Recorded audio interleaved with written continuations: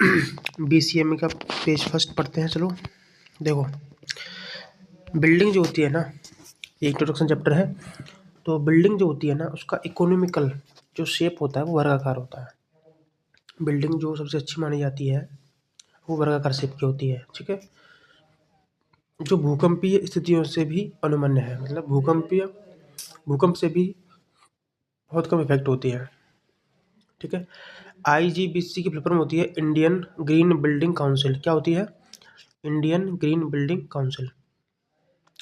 और कोई बिल्डिंग हो भाई, उसका मिनिमम जीवन काल, लाइफ पीरियड जो होता है 50 साल का होता है। अब भवनों का ऑक्यूपेंसी के आधार पर वर्गीकरण, classification of building according to occupancy, ठीक है। तो भाई 9 वर्गों में बांटा गया। देखो, राष्ट्रीय भवन संहिता, नेशनल बिल्डिंग कोड 1970 के अनुसार, ठीक है, उपयोग के आधार पर विभिन्न प्रकार के भवनों को 9 वर्गों में बांटा गया है। कौन से हैं? ABCDEFGHIJ, ठीक है, 9 वर्गों में बांटा गया है। अब ए में आती है रेजिडेंटल बिल्डिंग, ठीक है, जो एक तरह से लाइट कंस्ट्रक्शन कैटेगरी में आता है। ग्रुप ए की बिल्डिंग होगी रेजिडेंटल, ग्रुप बी की एजुकेशनल बिल्डिंग, ठीक है। सी में आती है इंस्टीट्यूशनल बिल्डिंग, डी कैटेगरी में आती है असेंबली बिल्डिंग, ई में बिजनेस बिल्डिंग, एफ में मर्केंटाइल, जी में इंडस्ट्रियल बिल्डिंग, एच में आता है स्टोरेज बिल्डिंग और जे में हजार्डस बिल्डिंग, ठीक है। और हजार्डस बिल्डिंग का जो नेशनल कलर होता है ब्लैक होता है। फिर से पढ़ते हैं, ABCDEFGHIJ 9 बिल्डिंग होती है ना। तो जो ए क्लास की बिल्डिंग है वो रेजिडेंट बिल्डिंग होती है। अब रेजिडेंट बिल्डिंग जो होती है भाई, जैसे हम उसमें सो सकते हैं, ठीक है, रह सकते हैं, लेकिन वो कुकिंग और डाइनिंग, मतलब उसमें खाना बना भी सकते हैं, नहीं भी बना सकते हैं, मतलब किचन हो भी सकती है, नहीं भी हो सकती है। तो ये रेजिडेंट बिल्डिंग होती है, सोने के लिए और रहने के लिए। क्लास बी की बिल्डिंग जो थी वो एजुकेशनल बिल्डिंग है, तो एजुकेशनल पर्पज से होती है भाई, सिंपल सी बात है, ठीक है। क्लास सी की जो बिल्डिंग होती है ये इंस्टीट्यूशनल बिल्डिंग होती है, इंस्टीट्यूट। तो ये किसके लिए होता है? जैसे इंस्टीट्यूट मान लो कोई, देखो, मेडिकल और अदर ट्रीटमेंट और care of personal suffering from physical और मेंटल इलनेस। देखो, इंस्टीट्यूशनल बिल्डिंग जो होती है ये किस लिए होती है? इंस्टीट्यूट मतलब होता है कि कोई संस्था मतलब कोई आदमी मेंटली पेशेंट है या कोई फिजिकली इलनेस बीमारी उसको है, आपके शरीर में कोई बीमारी हो गई, मरीज हो आप, तो मरीजों के लिए बनाया गया है इंस्टीट्यूशन बिल्डिंग, उसके लिए होती है। जैसे अब लिखा मेडिकल और अदर ट्रीटमेंट, भाई मेडिकल बिल्डिंग हो गई, मेडिकल कॉलेज वगैरह ट्रीटमेंट के लिए। और कोई भी पर्सन है वो सफ़र कर रहा है किसी भी फिजिकल प्रॉब्लम से या मेंटल बीमारी से, उसके लिए जो बिल्डिंग बनाई जाती है वो होती है इंस्टीट्यूशनल बिल्डिंग। कौन से आ जाती है? देखो, कोई नर्सिंग होम हो गया, नर्सिंग होम, ठीक है, ऑर्फनेज मतलब अनाथालय बोलते हैं इसको, ऑर्फनेज को, ठीक है। जेल हो गया, ठीक है, सैनिटोरियम हो गया, हॉस्पिटल हो गया। कुल मिला के ये मरीजों के लिए जो बिल्डिंग होती है ना सारी, जैसे नर्सिंग होम, अनाथालय, जेल, सैनिटोरियम, हॉस्पिटल, क्लास सी की बिल्डिंग में आती है, सब के सब इंस्टीट्यूशनल बिल्डिंग होती हैं। अब क्लास डी में आती है असेंबली बिल्डिंग, ठीक है, जहाँ पर लोग इकट्ठा होते हैं। असेंबली माने क्या होता है? असेंबली माने होता है इकट्ठा होना, ठीक है।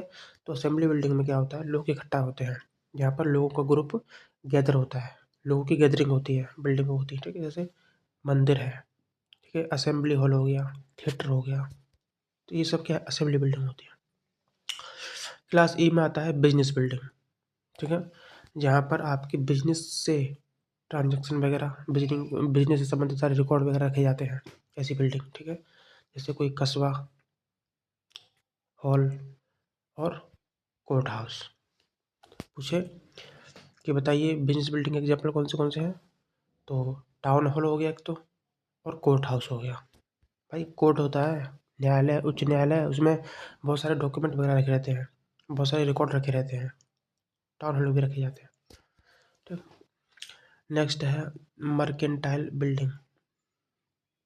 मर्केंटाइल बिल्डिंग जैसे है व्यवसाय करने वाली चीज़ इसमें रहती हैं। जैसे आपने यूज्ड एज हाउसिंग शॉप, आपने अपने घर में कोई दुकान खोल ली मान लो, तो वो मर्केंटाइल बिल्डिंग में आ जाती है। ठीक है, कोई स्टोर खोल लिया, ठीक है, कोई शोरूम खोल लिया, मॉल खोल लिया, ठीक है, सेल लगा रखी दुकान पे, ये सब क्या है, ये मर्केंटाइल बिल्डिंग होती है, व्यवसायिक। ठीक है, अब है क्लास जी में आती है इंडस्ट्रियल बिल्डिंग। इंडस्ट्रियल बिल्डिंग में क्या रहता है, असेंबलिंग और processing all type of material is to be carried out.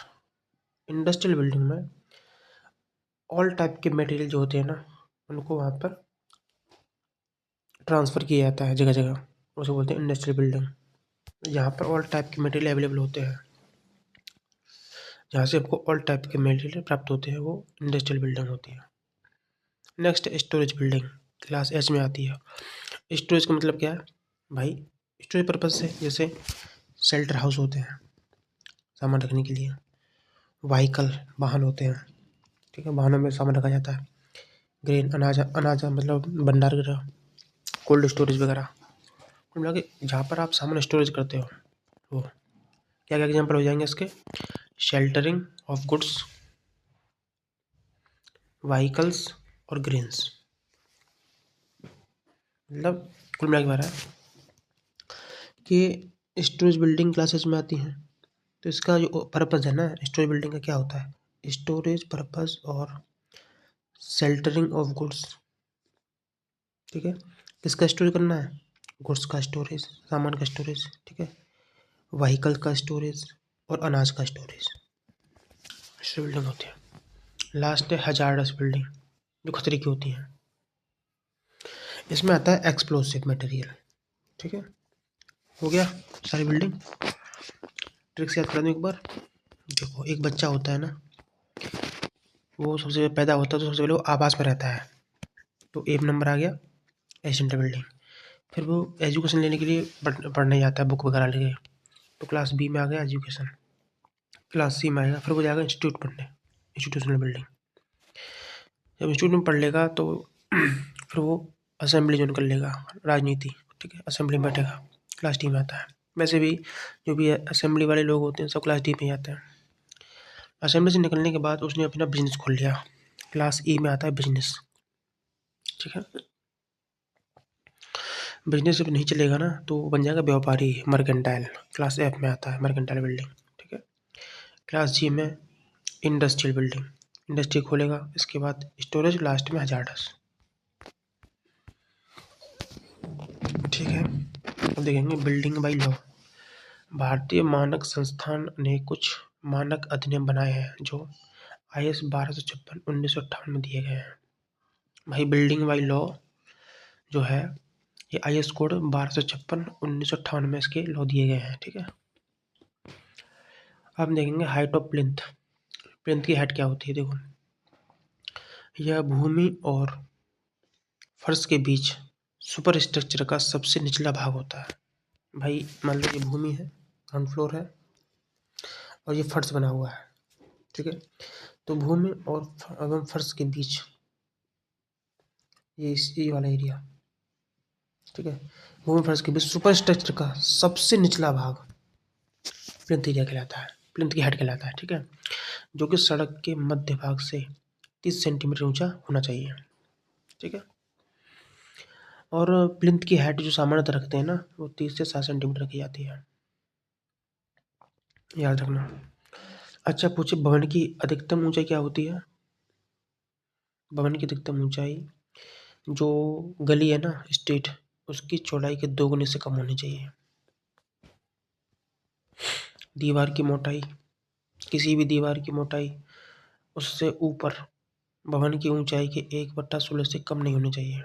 किसी भी दीवार की मोटाई हो ना, तो वो किसी भी दीवार की मोटाई उससे ऊपर भवन की ऊंचाई के 1/16 से कम नहीं होनी चाहिए। अब हम डायमेंशन देखेंगे अगली वीडियो में।